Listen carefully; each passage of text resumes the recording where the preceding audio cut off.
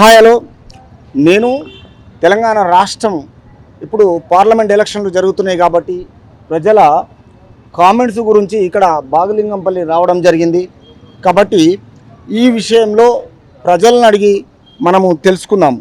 ఎందుకంటే మూడు పార్టీలు ఈరోజు కాంగ్రెస్ ఉండని, భారతీయ జనతా పార్టీ ఉండని, తర్వాత మన బీజేపీ ఉండని, ఈ బీజేపీ బీఆర్ఎస్ అండ్ తర్వాత మూడు పార్టీలు దూసుకొని పోతున్నాయి. ఈ పార్టీలు రేపు ఏ దానికి ఎన్ని సీట్లు వస్తాయి ఒక్కసారి మనము అడిగి తెలుసుకుందాం. ఓకే సార్, నమస్తే. నమస్తే సార్. ఏం పేరు సార్? బాలకృష్ణారావు. బాలకృష్ణారావు సార్, ఏం చేస్తారు సార్?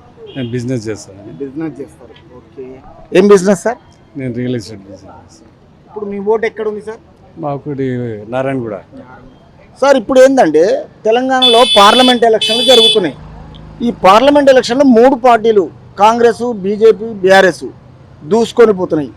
ఇప్పుడు తెలంగాణ రాష్ట్రంలో ఏ పార్టీ గెలిస్తే బాగుంటుంది, అక్కడ గెలిస్తే తెలంగాణ రాష్ట్రానికి ఎలా బాగుపడతాము, అసలు ఇది ఏ పార్టీ అయినా మనకు ప్రజల గురించి ఆలోచన చేస్తారా ఒకసారి చెప్పండి. నాకు అడిగితే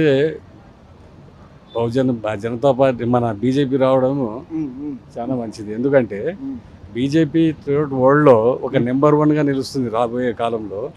కాబట్టి మనం అంతా కలిసి మన హిందుత్వాన్ని కాపాడుకోవాలంటే బీజేపీకి మనం ఓటేయాలి. ఓకే, తర్వాత ఇంకొకటి సార్, బీజేపీకి పార్లమెంట్లో వేయాలి. ఈ మధ్యన కాంగ్రెస్ను ప్రజలు తెలంగాణ స్టేట్లో గెలిపించుకున్నారు. అసలు కాంగ్రెస్ మనకు మేనిఫెస్టోను 5 రిలీజ్ చేసిండ్రు, ఇంకోటి ఆగస్టు 15కు రిలీజ్ చేస్తుంటుంది. కాంగ్రెస్ మీద మీకు నమ్మకం ఉందా లేదా?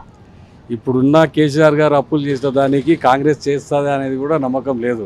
ఎందుకంటే అప్పులో కూరుకుపోయిన రాష్ట్రం అయిపోయింది తెలంగాణ రాష్ట్రం. అంటే ఈ మధ్యన ఏమైపోయిందంటే బీఆర్ఎస్ పార్టీ 8 లక్షల కోట్లు అప్పులు చేసింది కాబట్టి మాకు టైం ఇవ్వలేదు, మేము వచ్చి 4 నెలలే అయిపోయింది. తర్వాత ఈ బీఆర్ఎస్ చేసిన దానికి ఏ నమ్మకం ఉందా లేదా?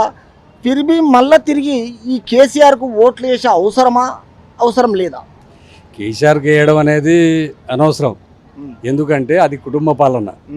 ఈ కుటుంబ పాలన అంతమైపోయింది, ఇక రాదు. అది వస్తే మన తెలంగాణలో బీజేపీ పార్టీ రావాలా, లేదా కాంగ్రెస్ ఏమన్నది హామీలు ఎందుకు ఇవ్వాలా? తెలంగాణ గురించి అప్పులు చేసిపోతే నాకు టైం కావాలన్నాడు, చాలా తప్పది. కాబట్టి ఇది ప్రజల్లో ఆల్రెడీ పాస్ అయిపోయింది. అంటే కాంగ్రెస్ కూడా ఈక్వల్ టు బీఆర్ఎస్. అంటే కాంగ్రెస్ వచ్చి 4 నెలలే అయింది కదా, అది 10 సంవత్సరాలు చేసి లక్షల కోట్లు అప్పు చేసింది కదా, దాంతో ఎలా పోల్చుకుంటారు? మీరు మేనిఫెస్టోలో ఏం చెప్పారు? అవును, అప్పుడు ఖజానా ఉంది అనుకున్నాం కానీ ఖజానా ఖాళీ చేసింది. ఖజానా ఖాళీ చేస్తున్నారని చెప్పేసి మీరు ప్రతి ఒక్క మీటింగ్ లో చెప్పారు కదా, మళ్ళీ ఈ రోజు ఎందుకు చెప్తారు? మీరు వాళ్ళకి అవకాశం ఇచ్చారు, మాకు ఇవ్వలేదు. నీ అవకాశం తీరిపోయిన తర్వాత నీవు కూడా అదే మాట మాట్లాడతారా? అవును, మేము అలా మాట్లాడినప్పుడు మీరు ఇంకో పార్టీని గెలిపించుకోండి అంటున్నారు. అవును, మాకు అవకాశం వస్తుంది కాబట్టి మేము కూడా ఇప్పుడు మాకు హిందుతత్వంగా భారతీయ జనతా పార్టీ ఉంటేనే మన భారతదేశం కూడా బాగుంటుంది. అన్నిట్లో కరెక్షన్ లేని పార్టీ అంటే మీరు మాట్లాడే విధానం ఏంటంటే సెంట్రల్లో ఏదైనా పర్లేదు, హ్యాట్రిక్ 3వ సారి భారతీయ జనతా పార్టీ మోడీ ప్రభుత్వం రావాలి, అప్పుడు ప్రజలకు మంచి జరుగుతుంది అంటున్నారు.